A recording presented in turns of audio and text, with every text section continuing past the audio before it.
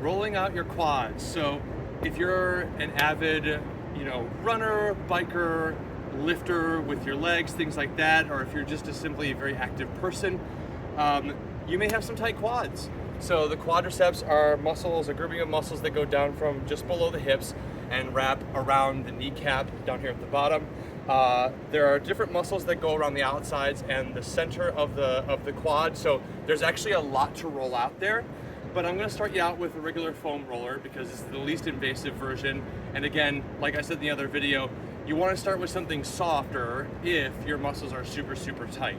You don't want to go straight for something that's going to be invasive, like one of these balls necessarily, because you might have the opposite effect that you wish.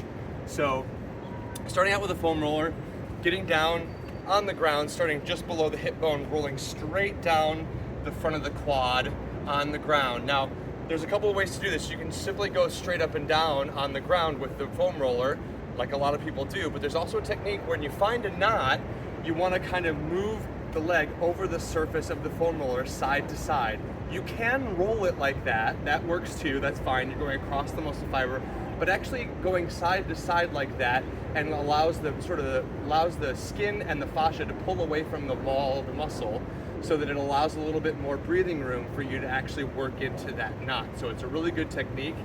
So getting down here on the ground, starting just below the hip bone, start down flat. Okay, I'm going to show you the closest leg here so you see what I'm doing. You're going to roll straight down, and you can do a little on the outside, you can do a little on the inside. There's a lot of muscles to get into there. So you want to make sure that you're getting all of them, but I'll just show you the center one for now.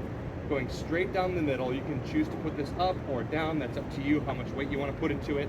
Going straight down the center of the quad.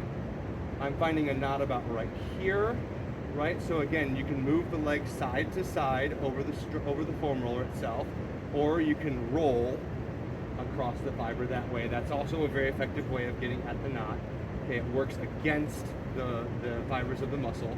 And then once you've had a chance to kind of do that and release a little bit, kind of wiggle around on it, then you continue on past the knot, and you've done a pretty good job of letting the foam roller settle into the belly of that knot and into the belly of the muscle there, right? So you want to take a couple of passovers just like that over the muscles that you're working towards.